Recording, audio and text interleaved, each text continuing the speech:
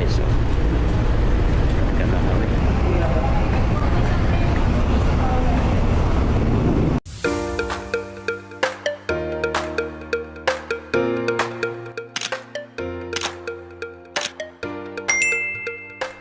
Riyan, isang mapagpalang araw po sa ating lahat. Magandang araw at gabi po dyan sa mga silent viewers at mga solid supporters na kung saan na nanutiling nakaabang dito nga po sa update natin patungkol sa Korea na kung saan mga karingap ay mukhang kakaiba ang aabangan dito. Viewers di na makapaghintay. Part 100 may aabangan pa kaya? Siyan po ang ating pag-uusapan maya-maya na naman. Pero bago po yan ay lagi pong paalala sa inyo, bago po tayo magbigay ng ating mga komento at opinion, itapusin po muna natin ang kabuuan ng video no? Sa kanan nga po yakma po ang ating i-comment mga karingap. At lagi ko rin nga po hiling sa inyo, patuloy nating suportahan ang magama na matubang. Napakaganda nga po yung pinapakita nila sa atin, mga pagbibigay sa tulong sa ating mga kababayan. Ipatuloy po nating supportahan natin marathon mga karingap. Nang sa ganun nga po mas marami pa silang matulungan. Lalong-lalo na nga po dyan, yung mga kapos sa pangailangan ay maring na po nila.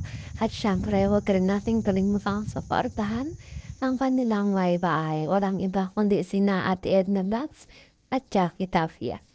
Magpusa na tayong magsasawang sumaporta, mga karingap. Iyaan po mga karingap, balik tayo sa ating tatalakayin o bibigyan ng reaksyon na yung araw itong patungkol nga po kung saan update nga po sa Korea at ang mukhang kakaiba nga po ang ating aabangan. Siyempre mga viewers natin hindi na nga po makapapintay dito sa i-upload ni Karina Prab patungkol nga po dito sa kanilang vlog na kung saan ay dito nga po gaganapin sa Korea. At syempre, hindi nga po natin alam kung ang ating mapapanood o aabangan dito dahil una nga po ay wala tayong idea kung ano nga ba.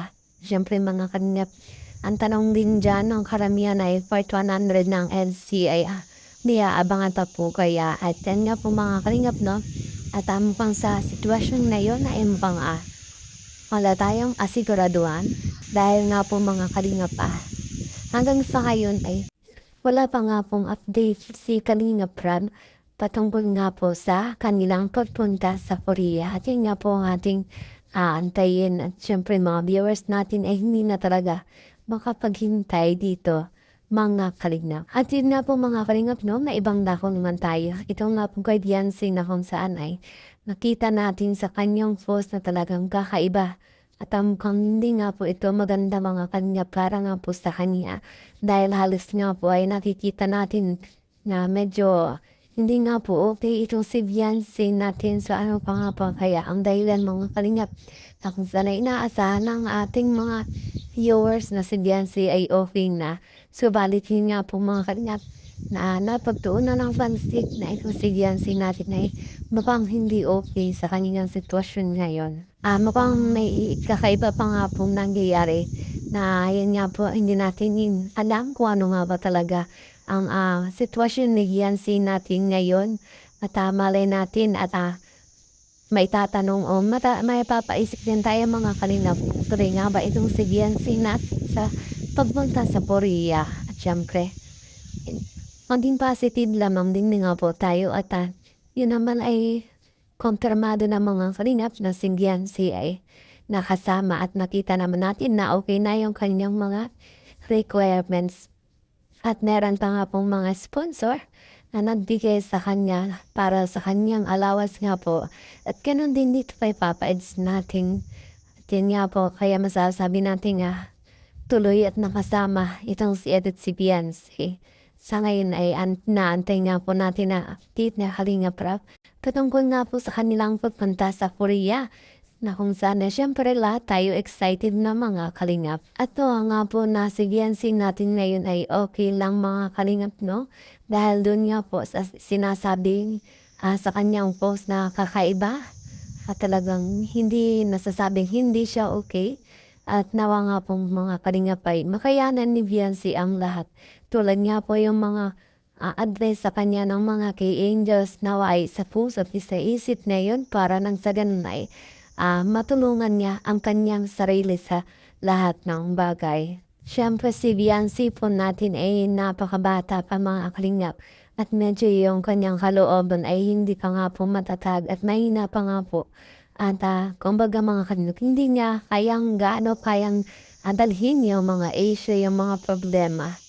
At kailangan niya talaga ng taong nakakaintindi at mag-aalaga sa kanya para nang sa ganun ay hindi siya gaanong mag-isip tungkol sa kung ano man yung mga problema niya. Siyempre, alam din naman natin nandiyan ang kanyang mga magulang, ginagabayan at inalagaan siya. Kung kaya ay maging kampante tayo mga kulap, nasbihan si ay okay na yon.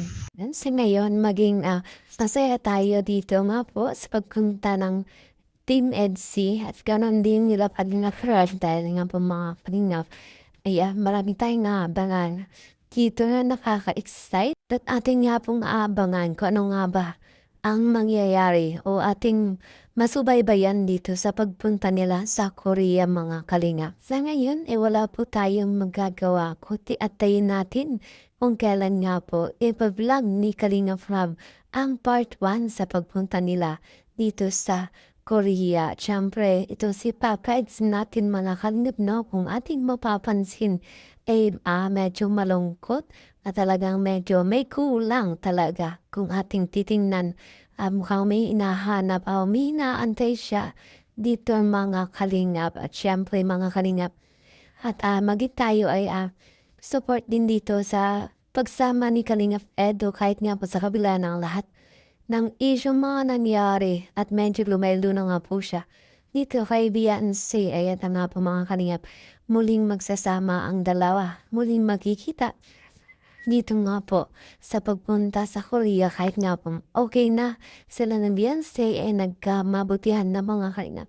Andyan pa rin nga po yung medyo hindi okay sa kanilang dala ni Viancy, medyo naiilang sa isa't isa kung kaya Heto nga po, nakikitaan natin si Papa Eds na medyo malungkot na parang may kulang talaga dito sa kanya mga kalingap. At yan nga po, ang aking update ngayong araw patungkol kung saan update nga po sa Korea ay mukhang may kakaiba nga po. Ang ating aabangan viewers na hindi na talaga makapaghintay kung ano nga ba ang magiging kahinatnan o magiging ganap dito. At syempre, part 100, may tanong at may aabangan pa kaya dito mga kalingap. At yun nga po nga aking update ngayong araw. Maraming salamat po sa inyong patuloy na pag-support.